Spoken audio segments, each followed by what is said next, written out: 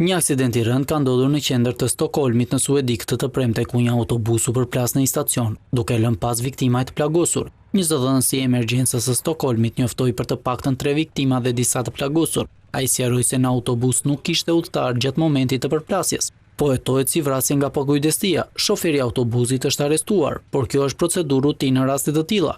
Tha ai duke shtuar se nuk ka ndonjë të dhënë se bëhej fjalë për sulm terrorist. Edhe pse autoritetet refuzuan të jepnin detaje mbi numrin e viktimave dhe moshën e tyre, media ndërkombëtare raportuan për të paktën 3 të vdekur, ndërkohë ambulancat bën të mundur transportimin e të plagosurve drejt spitalit për ndihmë mjekësore.